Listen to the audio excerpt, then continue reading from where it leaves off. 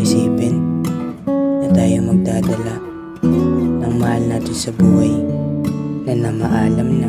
Pero ang sarap isipin yung mga memories na binabalik-balikan, yung pagkabata at sa mga sumusunod na henerasyon.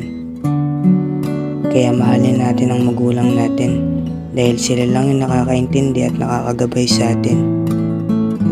Bigyan natin ng pagpapahalaga at pagmamahal dahil kapag wala na sila, di na natin masasabi na mahal natin sila.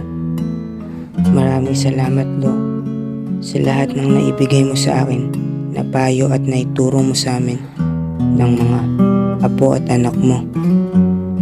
Hindi ko malilimutan yung mga memories na binigay at binaon mo, at babaunin ko yung palagi. Sana gabayan mo kami palagi at palagi mong isipin na mahal ka namin. Ang sakit lang isipin na wala ka na.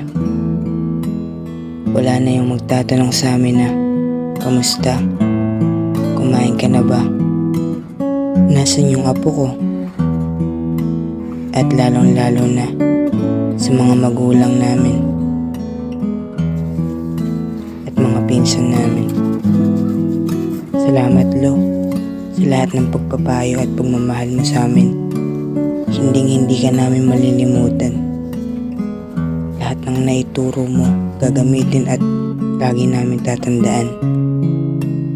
Gusto kong malaman mo na sa huling hantungan mo, nandito kami nagmamahal sa'yo at hindi ka namin iiwan. Mahal ka namin. Hanggang sa muli, Lo. Paalam.